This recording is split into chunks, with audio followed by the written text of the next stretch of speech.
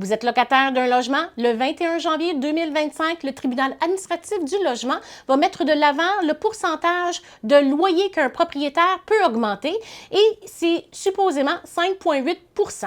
L'année passée, en 2024, c'était 4 %. Donc, il y a quand même une grosse augmentation. Quand on regarde les années précédentes, ce n'était pas aussi gros que ça. Depuis le 26 décembre 2024, il y a une nouvelle législation qui est entrée en vigueur pour éviter des imbroglios entre les propriétaires et les locataires.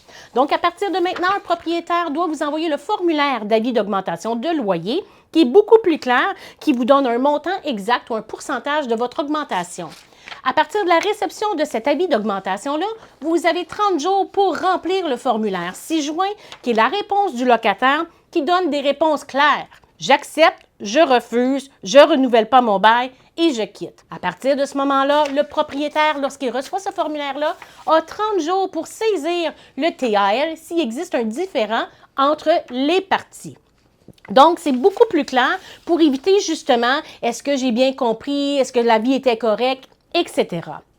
Donc, pour augmenter le loyer avec la suggestion du TAL qui devrait être le 21 janvier 2025 de 5,8 %, le propriétaire doit démontrer effectivement qu'il y a eu certaines augmentations au niveau des dépenses d'exploitation.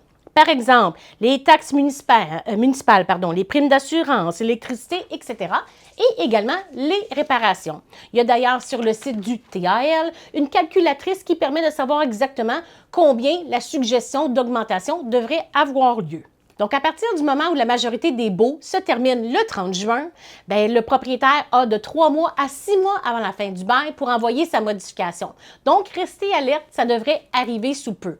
Mais dites-vous que si vous ne répondez pas au formulaire d'avis d'augmentation, vous êtes présumé avoir accepté les modifications et là, vous allez vous retrouver devant le fait accompli. Donc, vous devez absolument répondre, sinon vous allez vous retrouver avec l'augmentation que le propriétaire vous a tout simplement annoncée.